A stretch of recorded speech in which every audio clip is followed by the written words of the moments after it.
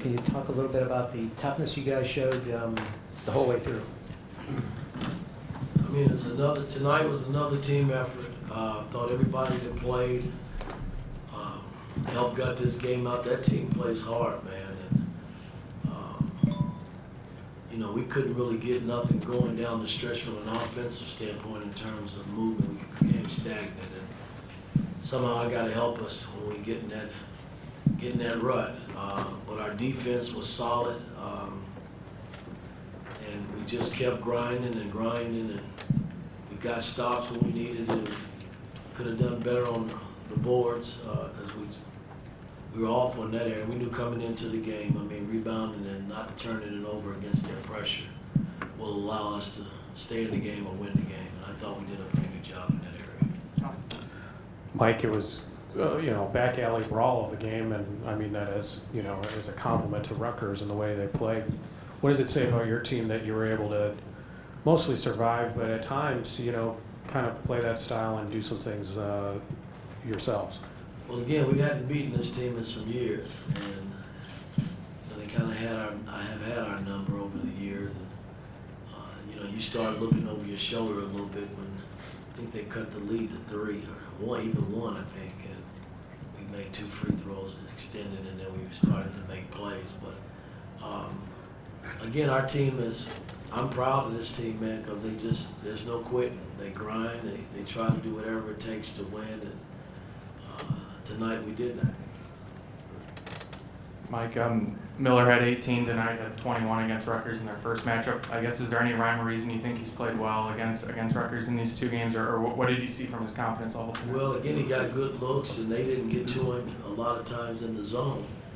When the ball was swung around, he was getting good looks, and he knocked it on, made him pay for it. And most teams that we play don't give him very many good looks like that. And but he was able to knock him down, but not just scoring the 18 points. Hell, he was pretty good defensively too tonight. He really did a lot of good things defensively for us.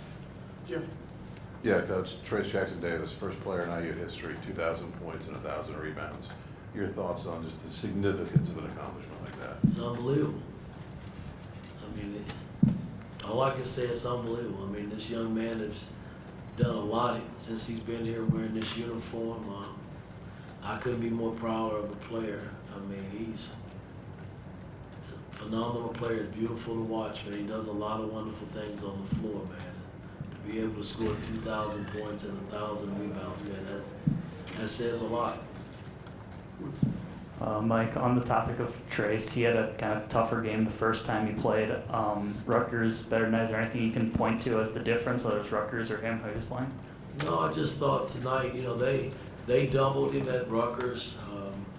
We just didn't make plays around him. We threw the ball all over the gym. We didn't rebound well with him. There's a lot of things you can point to. But tonight I thought we were just solid. And offensively, we made shots when we had to make them, and that was the difference in the ballgame. Coach, is it hard on Miller when he goes game after game and everybody plays him tight, he doesn't get any looks, and what does it say about him that when he does get space, he's ready to knock down shots? Hey, that's basketball. I wouldn't leave him either. When he gets looks, pretty much this year he's knocked them down. And, tonight he had his looks, had a lot of good looks, and he was able to make them. Coach, Miller has talked about basically how he knows that not everyone on the team needs to take a ton of shots, and that, speaking about him, that he doesn't need to take a ton of shots to impact the game. I guess, how have you just kind of seen him embrace his role and kind of fit in, like, specifically to what you guys need? Well, again, when you look at our roster and from a stat standpoint, and you go down from a scoring standpoint, we got a lot of guys that are averaging about 7, 8, 9 points a game. And for me, I think that's good for our ball club, where you just can't load up on one guy. We know Trace is the guy, but we got guys around him that are able to make shots, and that was the whole thing coming into this season, and the work that we put in this summer and shooting a lot. And you know, Miller doesn't get a lot of shots, but he's sufficient. You know, he makes shots when he has to make them, and that's huge for a team when you're trying to win. Okay, Brad, then Jim, then Dana. Coach Trey Galloway continues to make an impact at both ends of the court. How has he grown in his role since moving to the starting lineup for you here in the past 3 weeks? Well, again, Trey is a guy that I love him because he plays hard. You know, he accepts coaching. You want to challenge him. You know, it's not a lot of barking back. He just plays, and you know, I love everything about him because he plays hard. He does all the things that most people at that position or players at that position don't want to do, you know, but we just got to continue to grow. He's got to grow and continue to grow with us and continue to do the things that's helped us get to this point. Jim. Mike, you mentioned the offense getting a little stagnant, but other than that, a great solid night. 10 assists in the first half. They did limit you to 5 in the second half. What did you see offensively differently that the guys were doing differently? Obviously, Rutgers gets some credit for the defense, but what was Indiana not doing properly to respond to that? Well, body movement, you know, setting good screens, ball movement.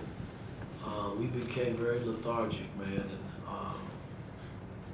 you know, against good teams that really defend, you know, you can't do that because it's a struggle to score the basketball. And, I thought we free-flowed the first half. But the second, you know, we looked tired tonight, and I'm not using that as an excuse. You know, we didn't have any pop coming down the stretch. And, you know, I got to get us over the hump when I see that happening. We got to figure out something. I got to help them do that. Okay, last question, Dana. Considering the emotional win that you had against Purdue, to grind it out against Rutgers is a difficult turn. The emotional maturity of this team, considering what you guys went through in January, where is it as you kind of head towards March, do you think? No, I think you know, it's at its all-time high. I mean, we've done some things in this last 8 games. I think we're 7-1 in our last 8. Where, you know, guys, they just believe now, you know, and that's a big part of winning. You know, when we lost those 3 in a row, man, we were all searching, you know. And me being the head of the snake as the coach, you know, I'm searching, and I know what the hell was going on, you know, what we weren't doing. And now we're back doing those things, and that's what makes winning fun. All right, Coach, thank you.